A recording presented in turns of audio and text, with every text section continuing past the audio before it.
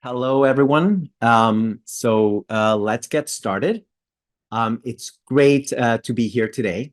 My name is Stephen Hanmer-Delia. And so today there's a Q&A where you can ask questions that we will do in our Q&A time. We will be answering those questions. It's really wonderful to be here today. I have dedicated the past 25 years as a therapist, social worker, and policymaker to support children, young people, and parents impacted by violence and conflict around the world, including leading UNICEF's initiatives on religion. Today, we are joined by a fantastic team of experts to explore how child rights, parental rights, and family values intersect within religious communities and the broader public discourse in the United States. This conversation comes at a crucial moment. Before we begin, I'd like to frame our discussion, our conversation today with 4 key points. The first one, shared values. The Convention on the Rights of the Child, the most universally endorsed human rights treaty, resonates with core values held by various religious traditions. These include the inherent dignity of the child, the family as the primary environment to raise children, society's responsibility toward children, and a holistic understanding of children's physical, emotional, social, and spiritual needs. Second point, it is also important to recognize that some beliefs, attitudes, and practices within religious contexts may promote or justify violence and discrimination against children. Whether these are genuine religious doctrines or misinterpretations used to justify harmful practices, they severely compromise a child's well-being. Third point, religious communities themselves often express concerns about partnering with child rights organizations. For example, they fear co-optation within secular frameworks and worry that the language of rights might force them to compromise their core values. The final and crucial point for today's conversation is our commitment to open and meaningful dialogues on these challenging topics, emphasizing the importance of listening and understanding diverse perspectives. We should not shy away on speaking our individual truths. As my grandmother, who immigrated to Uruguay from Ukraine, used to say, "Speak with no hairs on your tongue, sin pelos en la lengua." We will not agree with each other on everything we talk about today, and that is okay. So let's get started. Let's start with our origin story. I'm going to ask each panelist to introduce themselves and answer this very simple question. If we assume children have rights, from where do these rights originate? So let me start with Aza. Hello, Stephen, and warm greetings to all. I think the answer for me is really very simple. As a person who is of the Muslim faith, my understanding is that the Creator granted all the creation's rights. That, by the way, also includes nature, but that's another conversation. For now, I think it's important to understand that those rights are not delineated by age. They're not delineated by territory. They're not delineated by race or gender. They are rights that the Creator gave to his creation. And that is what I believe, and that's what my faith teaches me. Pre-Islamic Arabia had a very difficult habit to come to terms with, which is one where they basically buried the daughters, baby daughters. If they were born as female, they would bury them because there was a consideration that this is a burden, this is not a good thing. And the Holy Quran is absolutely clear in multiple places to say, this is not what you do. You do not do this. God will provide. The Creator will provide. If you're worried about not being able to look after them, the Creator will provide. And it is that Creator will provide that is the fundamental aspect also of our rights. We have rights that the Creator provides. That's what I believe. Thank you. Thank you, Aza. And Aza, in her very typical, unassuming, humble way, has not told us about herself. So can you give us, and I've been honored actually to know Aza for nearly 20 years, 15 years we've known each other. and an amazing human being and person, a trailblazer in terms of so many ways. So give us your story, Aza, like the brief, who is Aza? And yeah. Thank you. Thank you very much for the kind words, Stephen. I'm just impressed that you still talk to me after 20 years and that you still like me. I think that in and of itself, thank you. I would like to see myself, and I understand myself to be a human rights activist and a scholar, and also someone who believes very, very strongly that that the interfaith existence is not about what is being practiced today, but it is really about what is being built by so many of these amazing people on the screen, which is the ability to come together as one, believing that we are one, that no one will survive without the other. That is my broad spectrum. I've worked internationally all my life, about 20 years only with the UN, but also in so many other spaces, interfaith, secular human rights. I now have the privilege of leading the first faith-inspired, but by no means faith-based, faith-inspired international management consultancy, which is called Lead Integrity, that being the mission, the purpose, and the aspiration. Thank you. Thank you, Aza. Jed, over to you.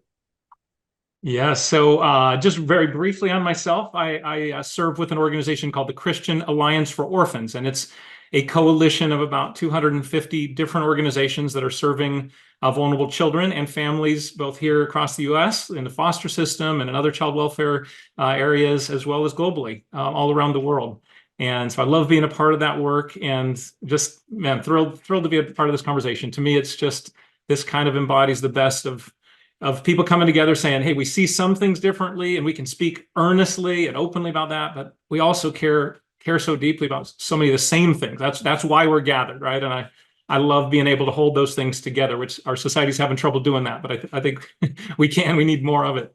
And then in terms of the question of, where are rights coming from? I think that's so important, Stephen. And I think it is so easy to leap over that, because we're privileged to live in a society where the general consensus is, hey, children are precious, and not just the ones that quote unquote matter to us, that share our genetic material, but that all children are intrinsically valuable, not just for what they can produce, not what they can do out on the farm or whatever it is they might be useful for, but they are intrinsically, inherently precious and valuable.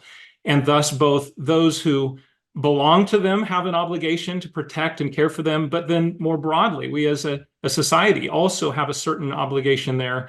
And we assume that to be true. And it'd be very rare to find someone who would not believe that. But so we leap over the question, where do they come from? And I thought Aza expressed things well. I, coming from the Christian tradition, believe very much that these are indeed flowing from our Creator. And I think it's important to say that this was not, as Aza alluded to, this was not self-evident to many cultures throughout the world. We can assume that today because it seems so self-evident to us, but it is not intrinsically self-evident, at least was not to many, many cultures. The Babylonians, the Greeks, the Romans, they had very different views of this. And much as Aza described, ancient Romans had a way of getting rid of a child that was unwanted, because maybe it was malformed, maybe it was a girl when a boy had been wanted, maybe it just arrived at an inconvenient time. It could be taken outside the city. It was perfectly acceptable to expose it, to just leave it outside the city for wind and rain and wild animals to finish it off. And that is, a picture of what an alternative vision is. And in many ways, I do think that if we were only to look at biology, and if we were to say that survival of the fittest is really our overarching governing principle of life, then really the only children that matter are those that carry our genetic material. That our only moral obligation is to them. But I believe that there is indeed a maker of all things, that all humans were made in his image. And so they possess this intrinsic value. And so that, of course, leads us into all the things that we'll be able to discuss together today. Thank you so much, Jed. Rabbi Diana. First, thank you for inviting me to this important conversation, and it is just such a tremendous joy to be here with my esteemed colleagues. Thank you for having me. So about myself, I work for the New York Board of Rabbis. I am getting ready to start my 20th year here.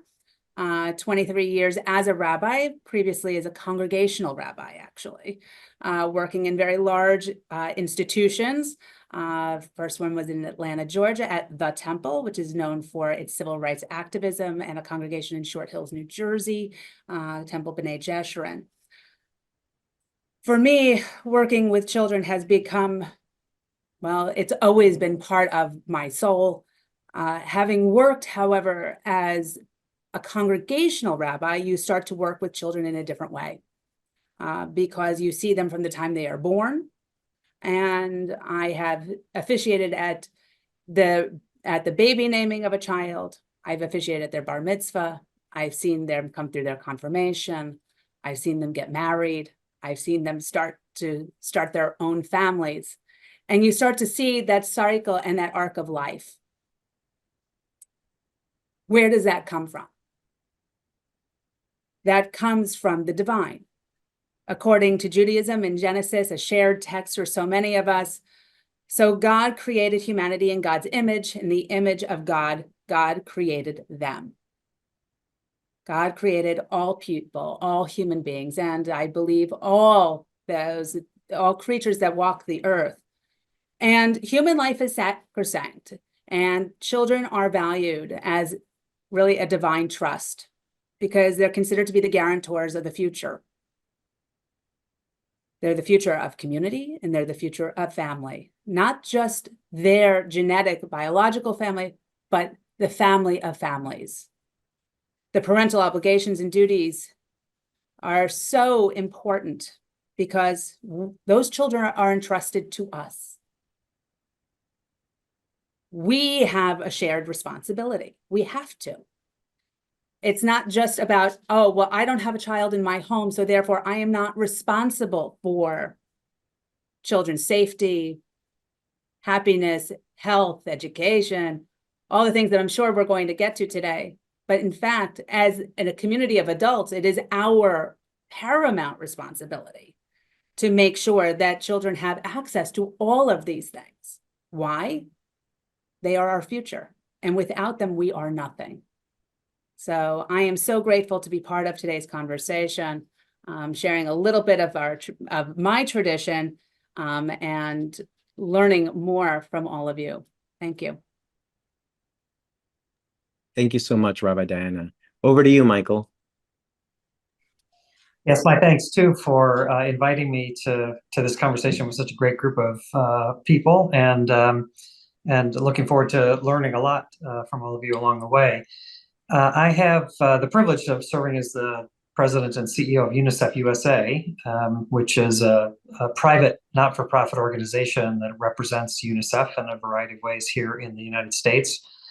And I joined UNICEF 4 years ago after a 20-plus year career in global humanitarian and development work, both with faith-based organizations in the Christian tradition and also in secular organizations. And my call to UNICEF was really because of this focus on children, on the welfare, well-being of children. And there's no organization that does more for children all around the world. So it's a privilege to be a part of that work. To answer the question, I would maybe talk in three different parts. One, in terms of the origin of rights for children. The first one, just to echo what some of my colleagues here have already said, that I believe that comes from the Creator that endows all of humanity with those rights. Children are humans. They are people, not distinguishable really from the rest of us, and therefore the idea of human rights extends to children just as much as it does to any of the rest of us. So I think it's anchored in the general sense of human rights from the Creator. I think secondly, all of our faith traditions bring this forward in their own ways, and whether the followers of these faith traditions have done a good job recognizing that is a question we could debate at another time as well. But I look to my own tradition, Christian tradition. I look to Jesus's words and actions. At a moment when children were coming to him and the disciples were trying to shoo the children away, he said, "No, let them come." He wanted to be around children. He wanted to engage with them. He wanted to hear from them. he tells all of us that if we want to enter the kingdom, we have to enter it like children. The value that he places on children and the views that children have and the way that they look at things, I think is really inspiring for all of us. And then maybe just third, in terms of origin, I do think there are important moments throughout time when the rights of children have been raised up and formalized. And we'll talk more about this along the way, but the Convention on the Rights of the Child is certainly one of those moments that put language to these things that we all agree and believe on in various ways. So lots of origin, I think, to the topic we're dealing with today. Thank you, Michael. And Rebecca? Thank you. First of all, it's a pleasure to be here with colleagues and friends to discuss this important subject. And thank you for the hosts for bringing me on board. I've worn many hats during my career, so it's complicated to answer that without thinking of the different hats. On the one hand, I really echo and concur with everything that has been said about the origins, and we, in fact, at Arigato International, which is the only NGO that's faith-inspired that works exclusively for promoting all children's rights as per the Convention on the Rights of the Child. It's a long introduction, but Arigato International does this now for several decades, using the Convention on the Rights of the Child as a guiding reference. Having said that, just to concur and to support what everybody is saying on this panel, I would like to show you, I like to do show and tell. This is our multi-religious study on the Convention on the Rights of the Child. We introduced this in 2019. It took us, we did it as quickly as we could, bringing the major religions' perspectives on the Convention on the Rights of the Child. UNICEF was part of the process of endorsement, and they supported this. They also reviewed it, and we had quite a wide range of experts, both on the human rights side and also experts from diverse religions giving their opinion. And of course, Stephen, we used your earlier work at UNICEF that made some very important findings. So if we look at the origin, I have to agree, it's rooted in the major religious traditions. Having said that, I also have to say that for me as a lawyer, I'm trained as a lawyer, and I've been in the international human rights, arena for many, many decades now. I have to say that for me, the origins also are rooted in the body of human rights work that has been especially developed within the United Nations, but also if you look at the history in different countries that have been leaders in championing human rights. So I think it's both. For the secular world, I think the CRC and that body of human rights law is very, very important. For the spiritual, faith-based people that we are here, then I think it goes further back into the origins. And you have to look at this study. We have it in several languages, and it shows the shared values between the CRC and major religions. And this is important because that has been a big reason why there have been issues and controversy around the CRC in the United States in particular. Thank you. Thank you so much, Rebecca. And Rebecca didn't mention something really important, that she's also Uruguayan. So this is probably the first time in a long time that you have two Uruguayans. A country so small, we do quite well in soccer, given how small we are. But that is, I've never been with another Uruguayan. There are very few of us in the world. I would be remiss when we're talking about origin story, not to really to put this within context. This culture of encounter conversation that we're having today is thanks to this joint initiative of the Berkley Center on Religion, Peace, and World Affairs, and the Collaborative on Global Children's Issues at Georgetown University. So I do want to mention that. So now let's go and talk about the different perspectives on child rights. And we will get to that part where we talk about tensions and other parts. But first, let's get a grounding. Let's set up a foundation, a basis from each of your respective perspectives. And I'm going to go to you, Rebecca. Rebecca, since the beginnings of the Convention on the Rights of the Child, when it was coming up and its ratification, was very, very involved in trying to get the United States to ratify the convention, which the United States has not ratified. And so let's start with you, Rebecca. Tell us a little bit about the history of the United States' opposition to the Convention on the Rights of the Child. And let's start with you, Rebecca. Well, this is a huge area, and I can't really do it justice in a couple of minutes, but just to say that when I was hired by UNICEF headquarters back in 1989, the Convention on the Rights of the Child was just about to be adopted by the UN General Assembly. It was a unanimous adoption of the convention in 1989. We at UNICEF were very involved in promoting that. I mean, I was, with my colleagues, we had teams that would talk to people in the Interparliamentary Union, and we would talk to, the Third Committee of the UN General Assembly where delegates were asking questions about the convention, et cetera, et cetera. So the US at that point was not being per se targeted because all countries were expected to ratify. And this is different from signing a convention. So I don't want to get into the legal technicalities, but very quickly, UNICEF headquarters got very much involved because UNICEF is named in the convention expressly. So we took that very seriously at UNICEF headquarters.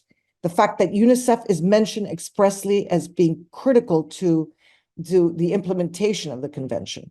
So we got very much involved in promoting the ratification process, and in a period of 5 years, I would say from 1990, from when it entered into force to 1995, virtually all countries were ratifying. So it came down to just very few countries. And now the US is the only one in the world that has not ratified. And in 1995, just an interesting anecdote, we were really concerned about the US not ratifying, and we knew what the issues were. And we were doing a lot of advocacy on Capitol Hill. And there was a point where there were a lot of senators, because you need 2/3 of the Senate to be able to ratify a convention. There were a lot of senators on board. Something happened through politics, and I can go into the discussions, a lot of misinformation, a lot of misunderstanding about the intention of the convention, the principles and standards of the convention. All of that got very, very confused. And all you need is a little misinformation to get everybody very upset and not support a position. And I think it's very unfortunate. But Mr. Grant, the executive director of UNICEF in 1995, he was very ill, and he was at the hospital, very ill. And some of the senior staff was still getting him to approve certain positions and policies and so on. He was amazing because he was very ill. And he was very concerned. Just days before he died, he was very concerned about the fact that the US had not ratified. And he personally wrote a letter to the Clintons. He wrote a personal letter saying how concerned he was that the US would stand out in such a way with countries that didn't even have a government, like Somalia, for example. So he said, what can you do about that? And then shortly thereafter, he passed away. And at his funeral service at St. John the Divine in New York City, Hillary Clinton, who was then First Lady, came, and she made a promise to have the US sign. So the US has signed the Convention on the Rights of the Child, but is not yet ratified. And we can go into the legal technicalities of what that means, but essentially it means that there is an intention to ratify. And I think I will just stop there because I could speak about this for too long of a time. But thank you. I think that's just basic. Yeah, no, and it's really helpful and provides a lot of context and background. So thank you, Rebecca. So Michael, over to you. You're the head of UNICEF USA. So give us your perspective, the UNICEF perspective, when it comes to children's rights and Yeah, and just a couple of things that Rebecca said. UNICEF has this very special role in the implementation of it as a technical expert to countries to help them be sure that they're living up to the commitments in the convention, which I think is great, and we take very seriously. And We actually, within the organization itself, within UNICEF itself, has been sort of a revival recently of this need to be an even bolder champion for child rights all around the world, and created a new office actually within UNICEF to really push this even further.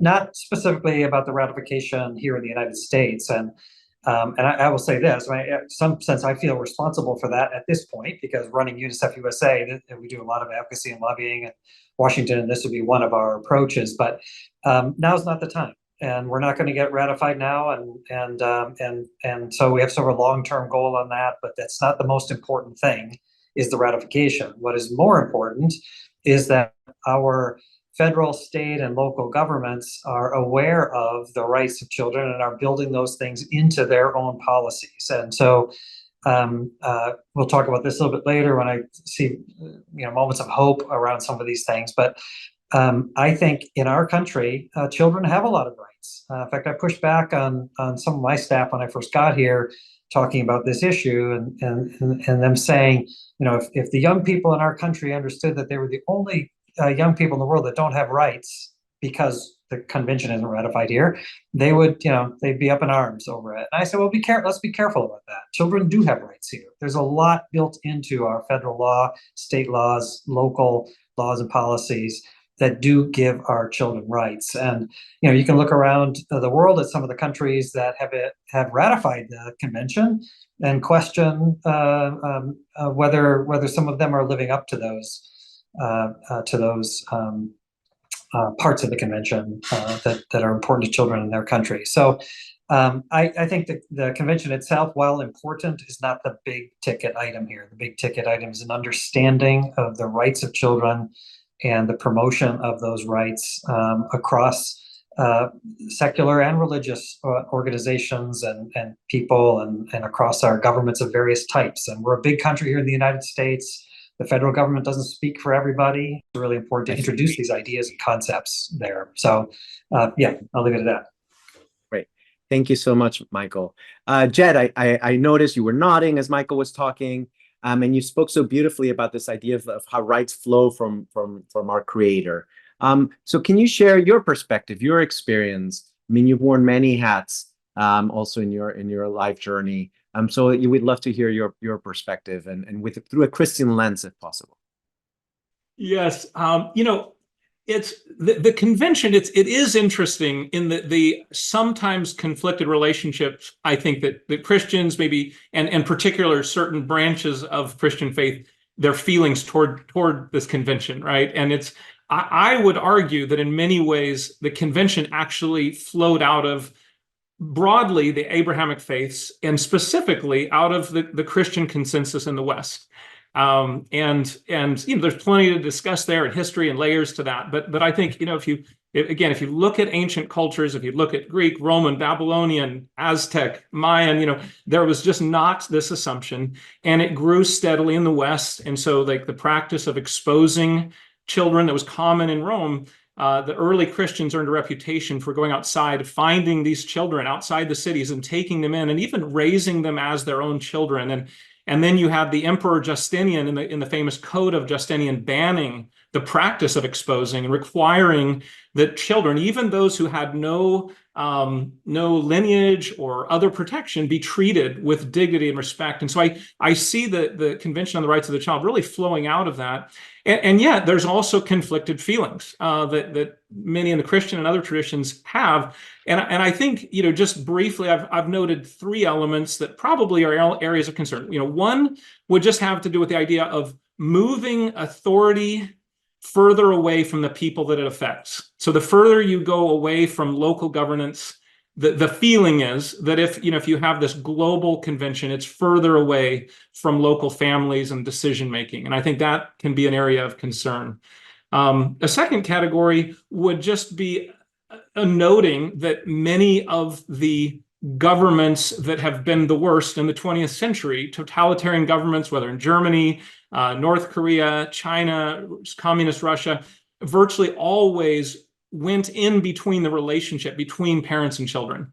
There was a formal legal part of that, an informal part of that. And so that people, I think, are wary of government stepping into that space, with historic basis for that hesitation. And then third, and maybe this is something we can talk about later, would be just there is a concern that the language of rights reduces the family relationship to more of a contract than a covenant. The language of rights is legal language, right? It's a legal framework and paradigm. And I think while we would say that, I think just about everyone would say there are certain rights and responsibilities, contractual obligations within a family, that it is so much more than that, right? There is a sense of human beings pledging their lives to one another, far beyond a business partnership where when I'm getting my needs met, I'm here. And if you're doing what I want you to do, I'm in the contract. But if you don't, I'm out.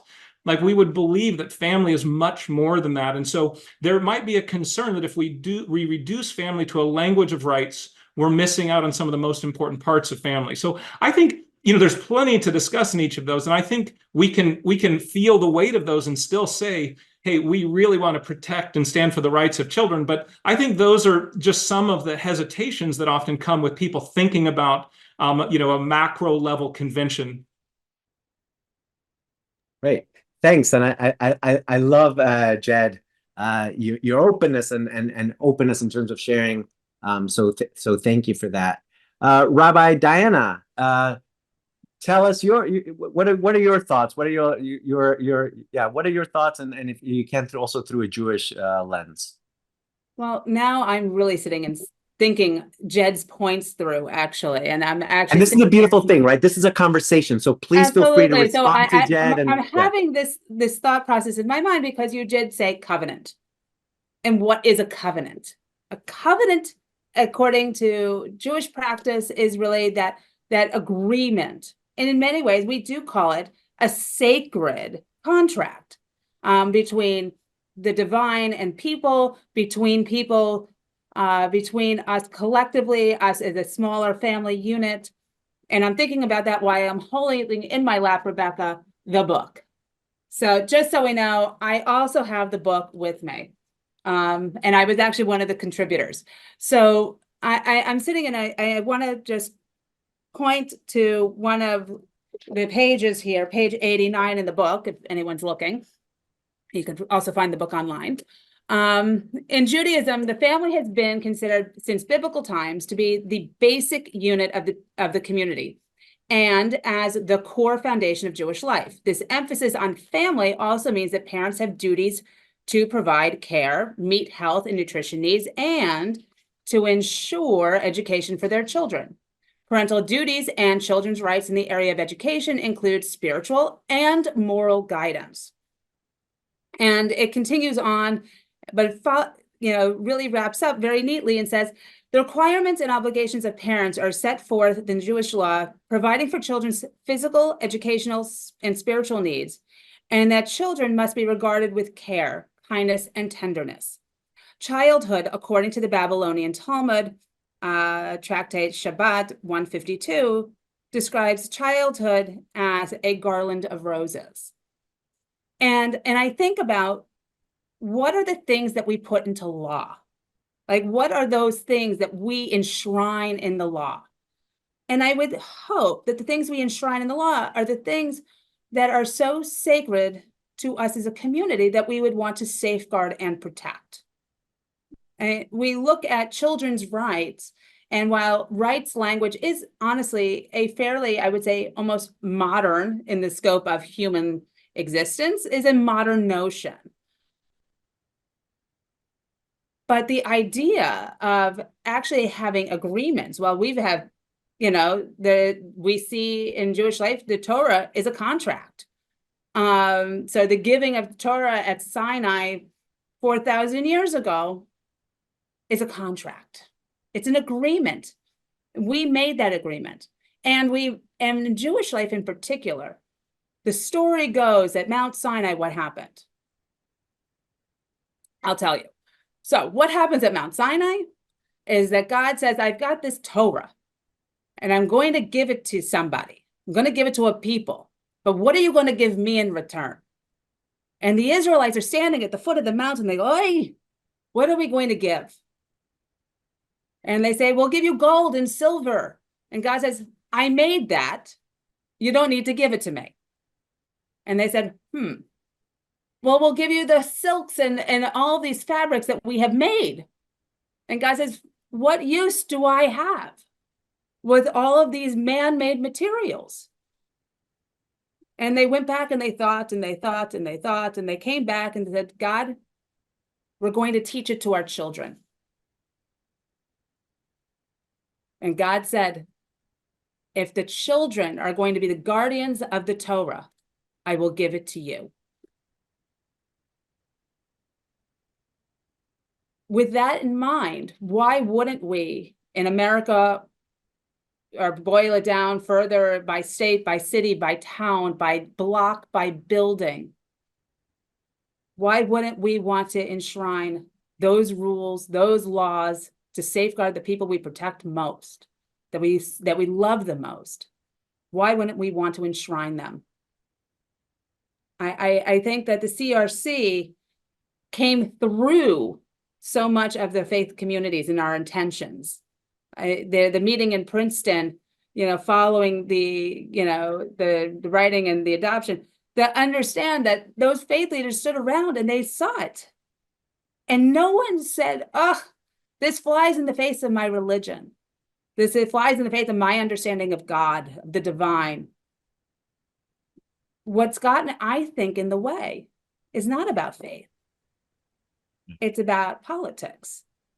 And faith is often used and misused for political gain. It's just what it is. And religion can either be a resource or a roadblock. I would hope that more of us would choose to use our faith as a resource to enhance, improve, better our society for all people. So. Thank you, Rabbi Diana. And I love this because now we're getting into conversation, right? Rabbi Diana responds to Jed. And now, Azza, over to you. What you can respond to what you've been hearing. You can share your own perspectives also through a Muslim lens. But yeah, take it where you wanted to go, Azza. No, I think we need to ponder a bit the concerns that Jed raised in terms of what happens when you have to look at, ratifying a convention that seems to be taking the rights away from who should have it, so to speak, and, taking the oversight away from those who should own it, as one of the many points that were raised, and also the points that I think were very legitimately and very smartly raised by Rabbi Diana, which is the politicization of not faith, of religion and religious institutions. I think we should keep that distinction very, very clear in our minds. What we are living through now is a very strong era of politicization of religion. Or for some, it's called the religionization of politics. Really, take your pick. The point is that there's a very strong rapport between the religious institutions, some, and political institutions, some, not all, obviously, thankfully. But this very strong relationship, which is ultimately is to the benefit not so much of the citizens, but really it is to the benefit of specific political agendas, of specific political parties, of specific political interests, right? So what we would need to find in our midst, whether we come from majority Muslim, majority Christian, majority Jewish, whatever, majority Hindu societies, what we need to see is all religious leaders, or at least the majority of the religious institutions, coming together to act as the moral conscience of the political processes and the economic and financial processes. We need a moral consciousness that helps us keep the moral compass straight. What we don't need is an alliance that helps to further certain political interests, which in our current world are 99.9% based on fear. Different kinds of fear of the other, fear of change, fear of this. The majority of the political discourses, whether we're looking at North or South, East or West, are based on fear-mongering. And our political discourses are making an art out of fear-mongering everywhere in the world, frankly. And I think that when that's the case, and there is an alliance with certain religious institutions, that can spell and has historically spelled trouble. And that's putting it very politely and diplomatically. It can spell the end of lives, yes, and livelihoods, the end of our care and nurture for one another and for the nature that sustains us. So if we look at it, if we just go up a little bit and look at it from that perspective of being concerned about how the political and the religious are mixing in a rather toxic fashion, which is leading us away from international law. And international law is there to protect. It is not meant to distinguish or to prioritize or to marginalize. On the contrary, it is meant to protect the most vulnerable of all. So the idea that we would look at suspicion at international law, that is a reflection of our moral, political dynamics. It is not a reflection of our faith. And it is most certainly not a reflection of our faithfulness. And here's the issue. We need that moral consciousness in all faith traditions, of all faith traditions, rather than the political compasses that seem to be at most, 4 years, and then another 4 years if we're lucky, or if we're not lucky, depending. I think the issue here is to look at international laws as they are meant to be. They are meant to be the protective membrane for all of us, regardless, indeed, precisely because of our distinctions and our vulnerabilities. And in that case, it shouldn't be oh, gee, that CRC, the Convention on the Rights of the Child, is about taking, power away from some. No, actually, it's about protecting all at all times. And if we see it that way, then perhaps we can begin to distance ourselves from political agendas and the vested interests and look at the interests of all that are shared. Thank you, Aza. So Michael, here you are, head of UNICEF USA. To put it mildly, in our country right now, there's a lot of acrimony, views, how do you navigate those tensions in your role? How do you have those conversations? Can you maybe share with us, and please feel free to respond to the wonderful insights that we've heard from everyone right now, but what is your experience? Here you are in this very critical role, navigating a lot of tensions and spaces and discomfort. So maybe you can share a story around that, or just or respond to what you've been hearing, and yeah. So let's.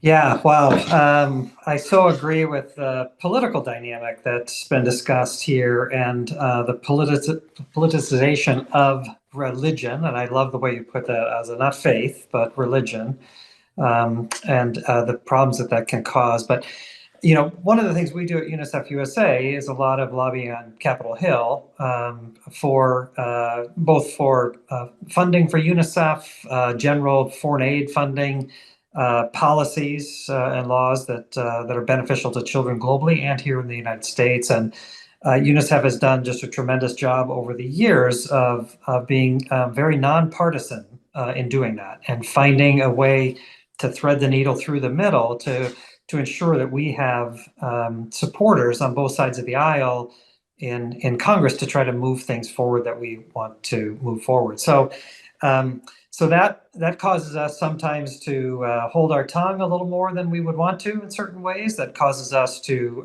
create alliances that might be unusual, or in order to get certain things done. As it relates to issues around the rights of children and laws, legislation that impact children in that way, there are certain language that we won't use when we're talking to certain members of Congress and their staffs.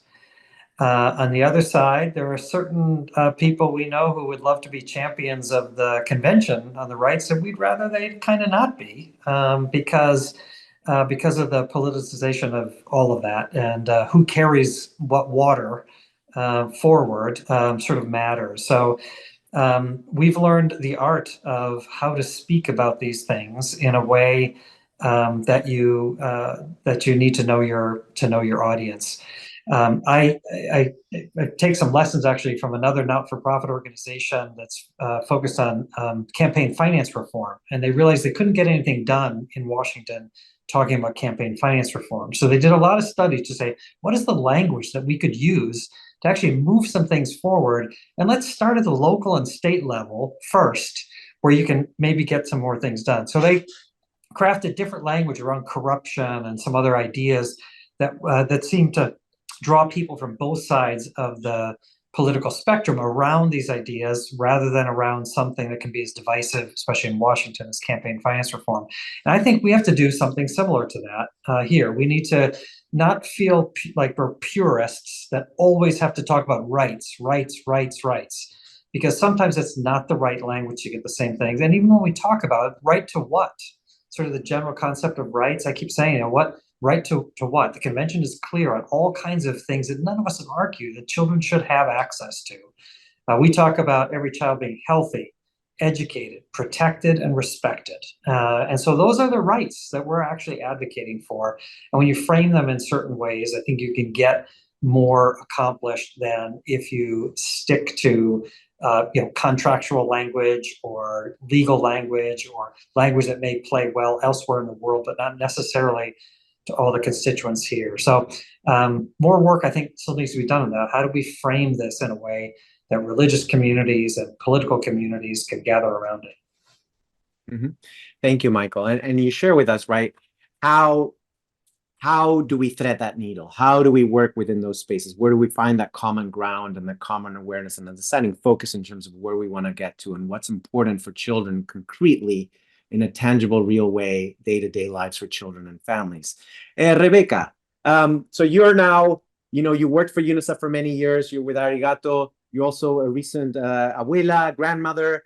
So, you speak, what's your, and I want to hear from you specifically these questions that we should not be purists, right? Or even responding to Michael, responding to Jed, to Asa, to Rabbi Diana, but just hear from you, your own experiences where you are. You spoke with so much passion earlier when you talked about Hillary Clinton showing up there and the Clintons and James Grant, who was an icon within the world for children for so long. And in his deathbed, he's like, why can't we do this? Why can't we do this, right? He's dying and that's his dying wish, right? And so I'd love to hear from you, your thoughts, and maybe share the tensions that you've experienced, but really take it from, just respond in the way you want to respond. Stephen, how many minutes do I have? You have there's a lot there 2 to minutes say. and 59 seconds, Rebecca. Well, first of all, I agree with what you all have said in so many ways, but when you have a contract, it's much more powerful than when you just have an oral agreement in any area that we can talk about. So for lawyers and for human rights advocates, the CRC is much more powerful. And let me tell you, in the 90s, when UNICEF headquarters realized it had to assume a big responsibility in promoting the CRC, back in the 90s, at headquarters of UNICEF, we were having huge screaming fights. This is at a senior level. And we were discussing why we had to do a paradigm shift from needs to rights. And it was difficult. And a lot of the senior staff that had been there for years and years would say to me, but Rebecca, why are we going to suddenly talk about rights? Is this because we have to talk to lawyers now instead of health and education ministers? I mean, what are you talking about? Me being one of the many people at headquarters that was advocating for a rights approach. Okay, so having said that, there was a shift, a paradigm shift, and we all agreed that this made UNICEF have to address issues beyond health and education. And this is how UNICEF suddenly had to address child labor, child protection became a big area of concern. Before that, it was just primarily looking at infant mortality rate, maternal mortality rate, water and sanitation. I mean, we were very limited in scope. And suddenly we were looking at child labor. We were looking at trafficking of children. We were looking at all these issues that UNICEF at that point in time did not feel comfortable with. And it had to step up and develop a capacity for all of these areas. Now it's considered normal. Having said that, language is very important. And I understand, Michael, when you're talking about in your job, I understand it perfectly why you would be very careful in the language that you use. We do the same. We know that faith communities, and this is wearing my new hat at Arigato International, we work through an interfaith approach. We bring to the table, we convene all the different religious and faith representatives. We organize big powwows in different parts of the world and tackle tough issues like ending violence against children, all its forms. You would think, how could that be a tough issue? It's very tough. It's a very tough issue when you're dealing with child marriage, when you're dealing with female genital mutilation, when you're dealing with the trafficking of children online and online abuse, and the list goes on. So how do we reach out to faith communities? How do we reach out to the faith leaders that don't know what we're talking about when we're talking about the CRC, which is a legal document? But if anybody would take the time to read it, you would see, if you read it, I mean, and I'm not talking about this group, I'm sure everybody here has read every single piece of that treaty. But in the public in general doesn't know what it's talking about. And if you did a comparative analysis, which countries are supposed to do when they ratify, they're supposed to do a comparative analysis and then say, okay, this is where we need to improve the situation. You would see that the US is doing very well, and then it could easily ratify, but there's been misinformation, it's been politicized, as we have mentioned, and then people have given up. I really do not understand, Stephen, and all of you, how, it did not happen during Obama's administration with Hillary Clinton there. How did this not get through? And let me just, I could say a lot more about this, but a lot of it is just in the misinformation, in the politicization, and the fact that people do not know the principles and standards of the most widely unified, most widely ratified international human rights treaty. They don't know the content. Lastly, and I'm getting off subject because you're looking at me like it's time to go. Let's just leave it for the next thing. But why Hillary Clinton and Obama did not push this through, when, this is what I wanted to say, the International Covenant on Civil and Political Rights has been ratified, all right, in 1992. So the US is part of that body of human rights laws. It has committed to reporting on how it implements the civil and political rights of all Americans. So, having said that, why hasn't the CRC been ratified? Question mark. It's about children. Why hasn't CEDAW, the Convention on the Elimination of All Forms of Discrimination Against Women? I think there are only 3 countries in the world at this point, right? Aza, you should know this because of your background. But there are virtually very few countries that have not ratified that either. And also, United States has ratified the optional protocol on the sale and trafficking of children, and also on children's participation in conflict. So those 2 are optional protocols that are part of the CRC have been ratified. Just putting that on the table. Thank you, Rebecca, and your passion, right? This is what it's all about. Jed, you started us up, dude. Like we were like, this is what's wonderful about this conversation, right? You spoke, hey, you shared your thoughts, you've heard responses, there's some warm, maybe a little hot type of responses responding to you, which is what it's all about. And this is so wonderful, right? And so let's, hear from you. Rebecca shares, well, when we have a contract, it's more powerful than an oral agreement. Before we had the convention, we were just doing health stuff. I imagine you would say, well, there was no convention or when Jesus was around, and he was very much focused on protecting children in different ways, not just. So I'd love to hear from you, your thoughts, your responses, where you've experienced tension, and also if you can bring in your government experience. You were for George W. Bush, you were at the White House, you were the head of faith-based initiatives. And so just take it from here. You've led us to a really wonderful conversation, a really back and forth.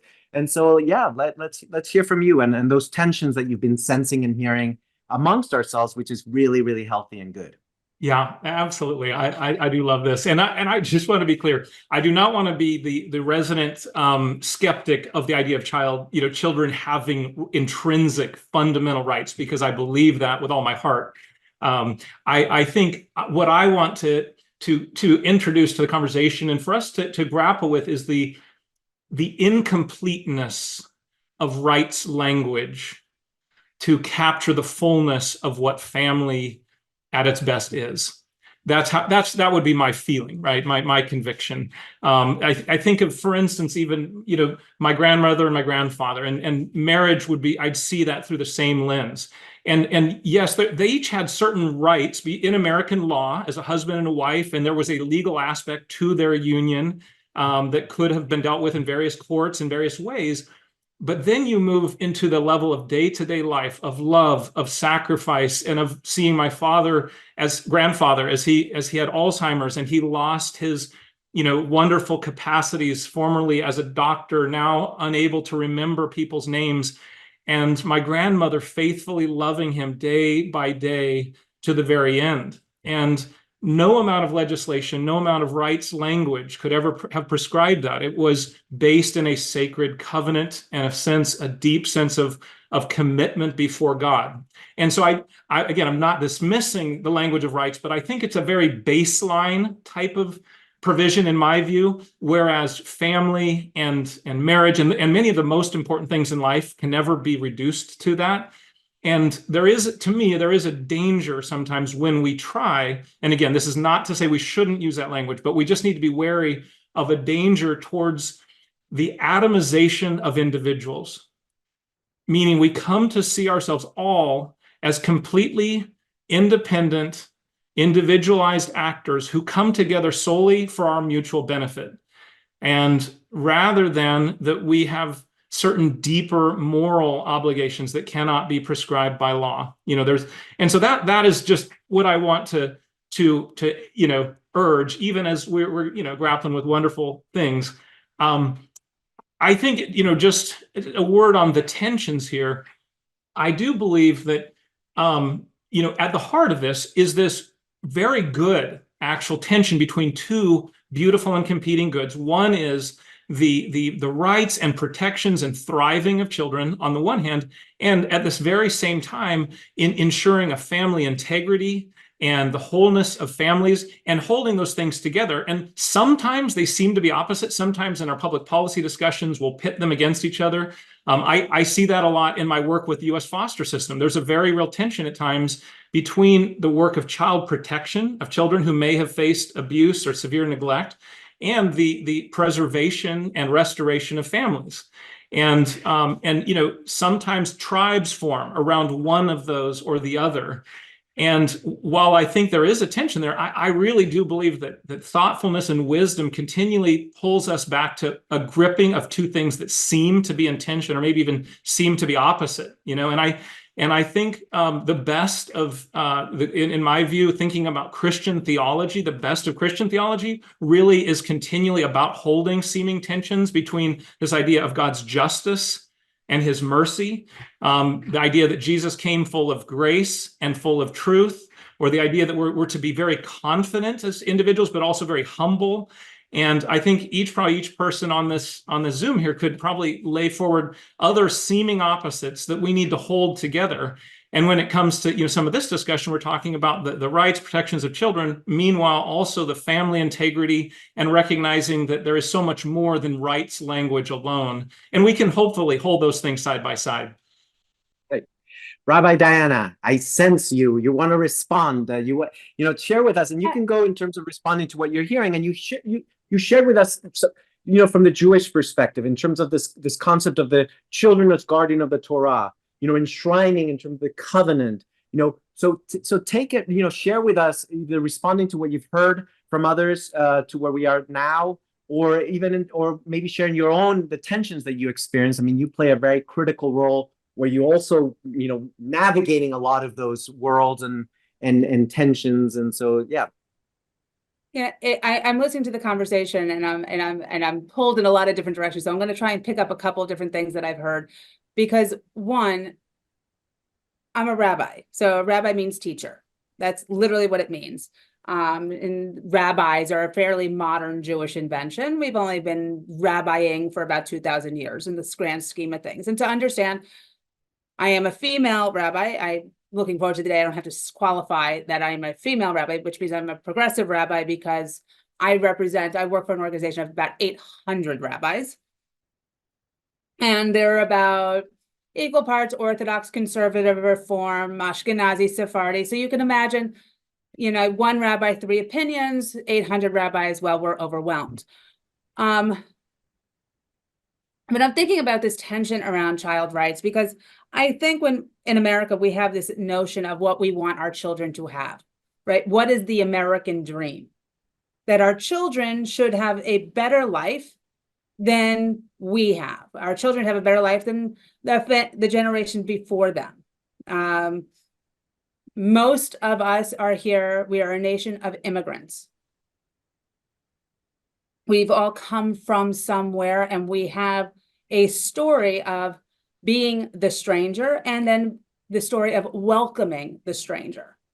And when we talk about our children having this better life, it's having the access to education, it's the access to opportunity, it's access to healthcare, it's access to living in safety, and living in a space of religious freedom of expression, right? To be able to say, to believe, to practice. We see what's going on in the world today, and I am bereft. You know, that moment in the morning when you wake up and you're not quite sure where you are, but you take that first breath, and you almost don't remember what the trauma that is happening in the world. And then reality hits, and you carry all of that weight. You feel it on you. And you know, Jewish teaching is we're supposed to welcome the stranger. We're supposed to do all of these things. We're supposed to make sure our children have an education. We're supposed to give them access to healthcare. All children, not just my child, but your child. Jewish life doesn't have a differentiation between a Jewish child and a non-Jewish child. You know, the person who lives here or the stranger, we are welcoming. We treat them all the same. And we understand that all of our religious teachings are teachings. It's how do we live them? How do we actually live them day in and day out? How do we, you know, where the rubber meets the road, so to speak, of where our beliefs are actually in our practice. And Rebecca, you were talking a moment ago about, you know, how UNICEF's mandate kind of changed with CRC, right? This transformation that happened. And I was thinking about, in the United States, we know that marriage is not at a uniform age. This is a states' rights issue, kind of like what age are you when you drive a car, right? When you get your license, you get it at 15, 16. I could drive a tractor at 12, different differentiations. But the first state in the country to actually make marriage without any, you know, without any exclusions, the age of 18, anybody remember, was New Jersey. Nope, sorry, I scratched that. It was Delaware. Why? It was supposed to be New Jersey. And the governor at the time, Chris Christie, got the bill. It passed through Trenton, no problem, gets to his desk, and he vetoes the bill. And he said it puts an undue burden on religious communities. And to think what happened the next day. The faith communities all showed up in Trenton. And I don't know if you've ever been to Trenton, it's not so nice this time of year. They all descend on Trenton and they all walk in and they, how dare you veto this bill in our name? We believe that children have an inherent right to childhood. There is no religious belief that requires marriage before the age of 18. There's no requirement. So Delaware became the first state and New Jersey became the second state. Today we have 12 states. 12 states where marriage is illegal before the age of 18 without exception. And this is, I think, the tension. What do our political actors think about children's rights? How do they believe that they interact with us? How do they think they're safeguarding religious practice, people of faith? And where does this all fit together? And it means we need more conversations. Religious communities need to stand up in a unified way, not me over here and you over there and this one over there, but we have to sit Here in the city of New York, we have the Commission of Religious Leaders of the City of New York. And it's co-chaired by His Eminence Timothy Cardinal Dolan and by Rabbi Joe Potasnik and Reverend Dr. A.R. Bernard. And we have people of all faiths sitting around that table, senior leaders in their communities, within the 5 boroughs, talking about the issues of the day. And if we think about the world, and if we try and make the world, our community, safe for children, if we make the world safe for children, we will make the world safe for all. Aza, Rabbi Diana, I'm bereft. The trauma going on in the world. How do we live our values day in and day out? What you can respond to that. You can share where you are. You can share with where you are right now in this moment and the tension that you experience, and also responding to what we've heard from others. Rabbi Diana, you're the rabbi, you're the religious leader, so you need to go first. No, I'm asking you, Aza, because we didn't hear from you about the tensions. Well, if you put me vis-a-vis a religious leader, I will always defer to the religious leader. That's just the way things are. But okay, I got it. Thank you, Stephen. I think it's important perhaps I raise it as a question, even though it is my conviction. Is it always necessary to look at it as a zero-sum game? Is it either the family or the child or the children?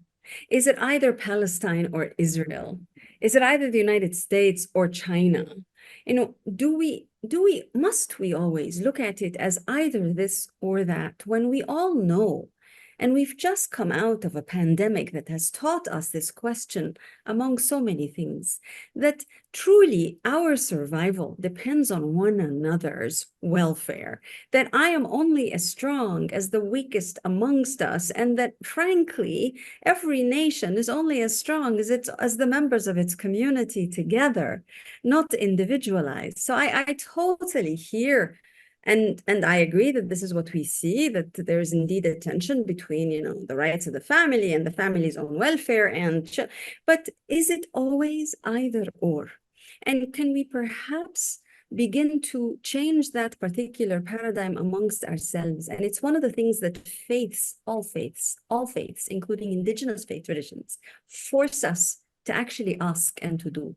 What is it that is in the interest of the whole, the common good? We have used that either-or paradigm to effectively burn our planet up.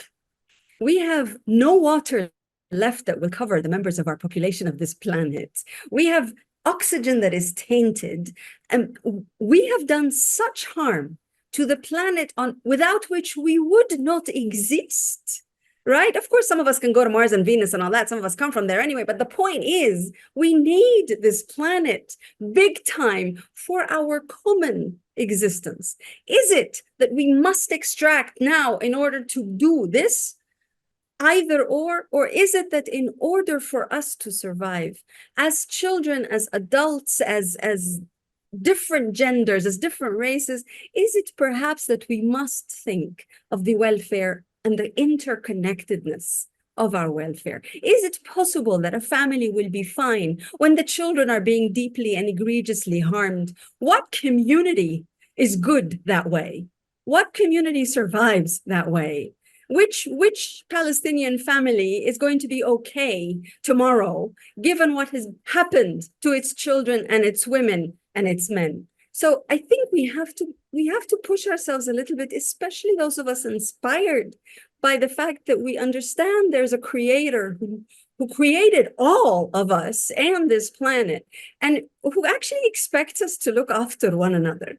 That's the basic contract that we have with one another and this earth. We have to look after one another. There is no sense in assuming that if one entity or individual is going to be fine, then everything else is going to be fine or is going to be in harm. No, there is an interdependence. Healthy children, healthy families, healthy communities, healthy nations. They go together, and there is no one nation that will be fine if the other one next to it is burning. Doesn't work that way, ever. So how can we challenge ourselves to help even our faith leaders who supposedly know it all?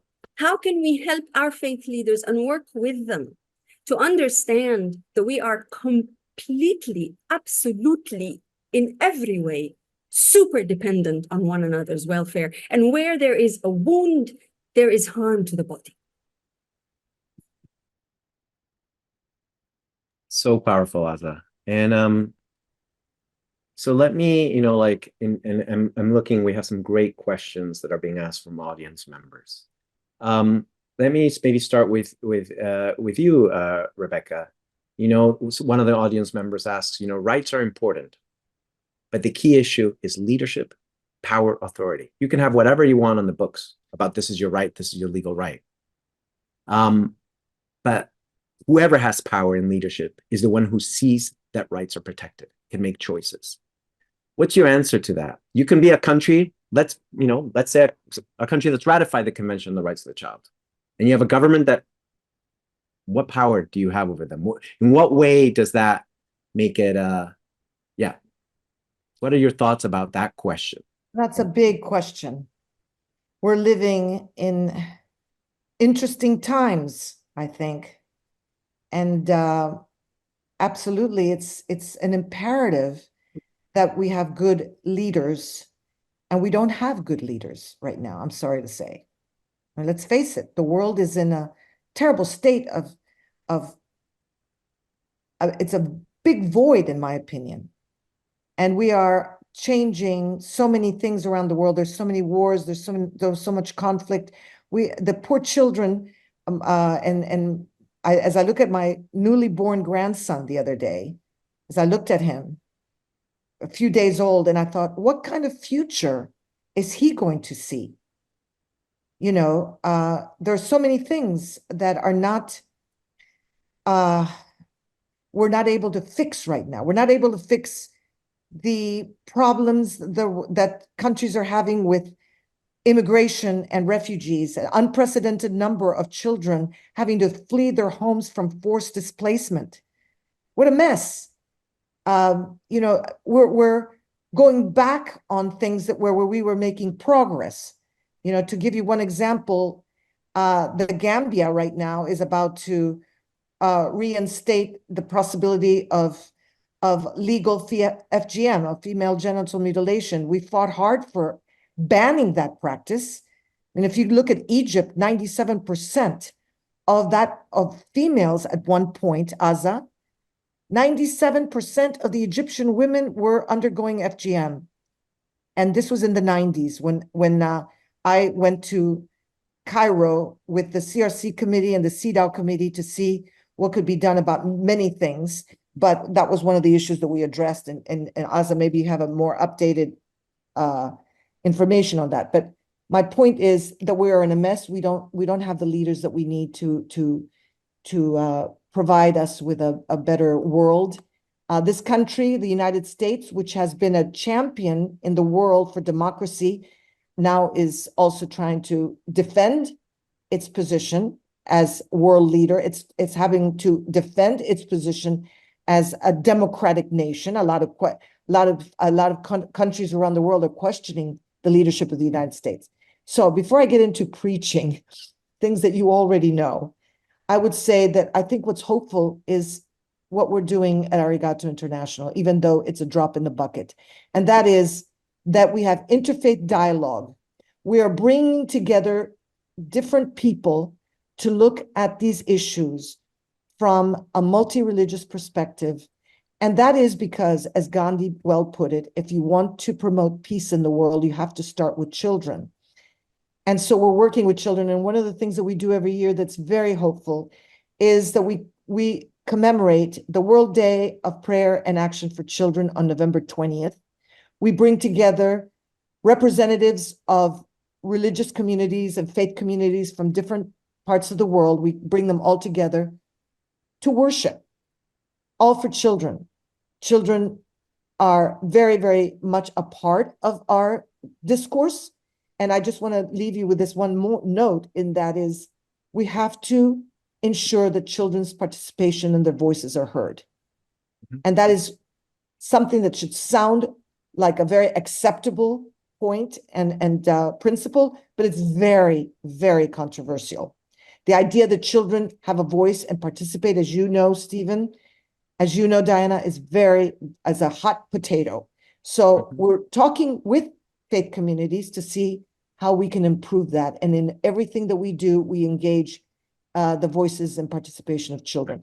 So I think that they might change. Bottom line, the children may be able to change the situation that our question was all about, the lack of leadership. Right. Thank you, Rebecca. And what I will ask is at the end of it, just before we finish, I'll ask each of you to go around what's something that gives you that hope. But I want to be, we have some great questions.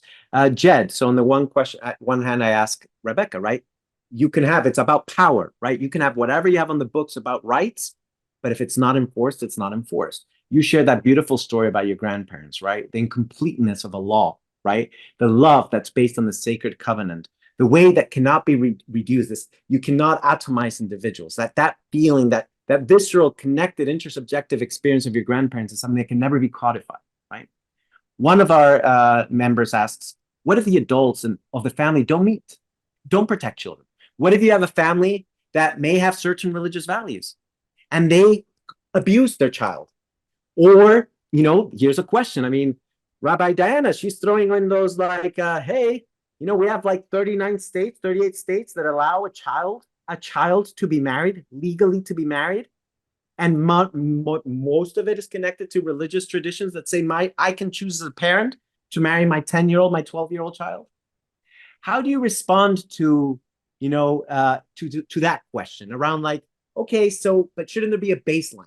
Shouldn't be a baseline regardless, because right now we do live in a in this beautiful concoction of a tapestry of religions and faiths and ways of engaging with each other in this country that is the United States. So how would you answer to someone with that specific question, Jed? Yeah, I would say yes, we do need baseline for sure. We need baseline protections based on a consensus of our culture, and dare I say it, that is, in a certain sense, a legislation of morality, right? We so often say you can't legislate morality, but we are talking about a moral vision that's saying fundamentally that the law of the survival of the fittest is actually not our vision, that we really believe that every human being is of immense and intrinsic value, and that we as a society, while we also believe very much in the sacredness of the family and its unique role, there are certain baselines of protection from serious forms of severe neglect and abuse, where we would say something that meets that criterion. We do believe in the child protection system, and there are of course real tensions in that, right? And making those decisions, the social workers and judges who have to make those decisions every day in our culture, those are some of the hardest decisions that I could imagine. It's never going to be simple and straightforward, but I do think, as Michael alluded to, even though the U.S. has not ratified the CRC, we do have some of the strongest child protection systems in the world, despite its real flaws and many critiques I would give. And so that's a vital part of our culture that I believe is flowing out of a vision that says there is a moral order to the universe, and that we, both as individuals, as families, and as a society, want to live that out together. Thank you, Jed.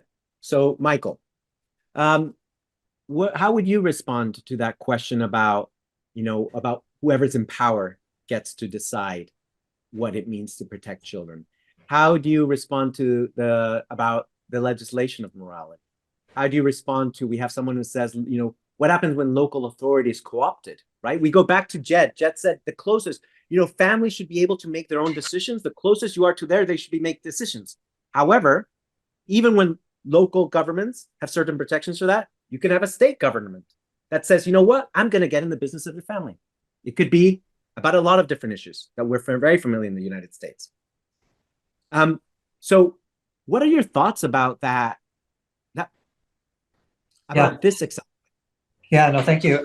Just go back to my earlier reference at the very start of the Christian tradition of Jesus actually calling the young people to him, and just playing a little bit off of Rebecca's comment about youth participation. So one of the things that I think is particularly exciting is the opportunities that youth are being given in various places to serve on boards, to serve in government in various ways. We brought in 2020 the Child Friendly Cities Initiative, which is a global UNICEF program here to the United States, and we're working with a number of municipalities around the country who are moving in a process toward becoming a officially sanctioned child-friendly city by UNICEF. I was in Minneapolis not too long ago, where they moved along this path a bit. And not only have they established youth councils to gather youth input into their own policy making, but they've placed youth on municipal boards there to make sure that youth are being heard. So who makes the policy? Who makes the law? Those who are sitting around such tables. And the more that we can have youth participating in that, respecting their voice, respecting their participation, remembering that they do have something important to say that we need to listen to, that they're not just the subjects of our work, but they are partners with us and participants in all of this, the better we will all be. So just a real call for youth engagement and youth participation. I took on a youth mentor recently, actually 3 of them, who are mentoring me to make sure that I am getting that viewpoint into my own thinking. And I just think that's really critical. Great. Thank you, Michael. Rabbi Diana, someone asks, how do you as a religious leader call out those who have hijacked religion? What are you, and you can, however you want to respond to that question. And I maybe think share your own experiences. religion can be used and misused. There's a lot of myth and misinformation about faith and religious teachings. And it's up to leaders, and I use that term very broadly because I don't think you need to be a member of the clergy to be a leader in your community. And I think it's very, very important to go to the point that Michael just made about youth and child participation. Children need to be at the table. They need to be part of the conversation. Once upon a time, we had a rule here at the board that says we couldn't have any manels. There couldn't be a panel discussion with only men. You had to make sure that there were women on the panel. So no manels. And now, when I think about the work we're doing with the Global Network of Religions for Children, with Arigato International, is thinking about how we make sure that we have youth representations. We now have a youth representative from the New York Board of Rabbis for the UN. A young person, 24 years old, who now represents us there. We need to make sure that young people are part of the conversation, and we have to make sure that there's room for more and more points of view. And not every action a person takes when they are Jewish or Christian or Muslim or Sikh or Zoroastrian or of any faith, not every action they take is of their faith. Not everything is abiding by those rules and those laws. Not every act is in keeping with our traditions.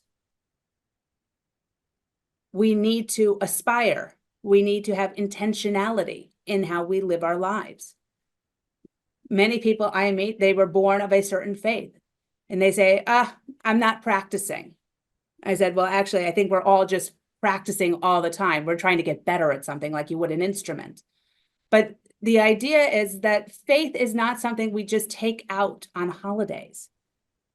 It's not what we set the table. It's like, oh, it's time for dinner, and tonight we're going to have X holiday. The Jewish community just came through Passover. The Muslim community just came through Ramadan. Our Christian friends all just came through 2 different times of Easter, Orthodox Easter and Catholic Easter. The idea being is that we need to be more engaged in all this so that we take back the power, so that we are more knowledgeable about our faith. Can't do it any other way. Thank you, Rabbi Diana. And let's just go round very briefly as we're finishing our conversation today, which is not the end of a conversation, but hopefully the continuation of conversations in all the various different spaces. Aza, what within the world that we inhabit, within what you shared so powerfully, so viscerally, what gives you hope? Where have you experienced maybe recently hope Yeah. When I served at Religions for Peace, I set up the Multi-Religious Humanitarian Fund. I was shocked that there wasn't such a thing already, quite frankly, because we're all doing humanitarian. We know humanitarian is our future, unfortunately. But the multi-religious collaboration to put our monies where our mouths are and do things together, the version that we see, for instance, in the Arigato work, that isn't there for the humanitarian work. And I think what gave me the most amount of hope was to see how 75% of the proposals that came in from around the world came in from young people, came in from women who had already, because that was one of the criteria, who have already been working multi-religiously together with their community, with other civil rights and society actors. And they were asking for more support because usually you go to the Catholic, you go to the Jewish, you go to the Muslim, but they were like, hey, this is for us to keep working together. Yes, great. It was women, and it was young women in particular who submitted the most amounts because based on what they were already doing, that they were wanting to support. That gave me so much hope. And I realized that if we're going to learn, we're actually going to learn from our children and our younger adults. That's where we're going to learn from. And it isn't because they hold the keys to the future. Only, frankly, they hold the keys to the present. They are the now, and they need to be honored. And the way to honor them is, yes, to make sure that they're safe, they're protected, but also to listen to their voices, as I think I heard many of you say, and to realize that we're not going to need to reinvent the wheel. We just need to be better listeners.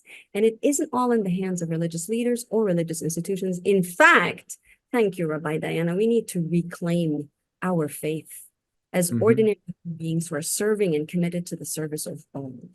That reclaiming of our faith isn't about violence. It's exactly the opposite. It's about understanding that the Creator needs to be loved and appreciated and recognized, and that when we serve one another, we recognize and love and appreciate the Creator.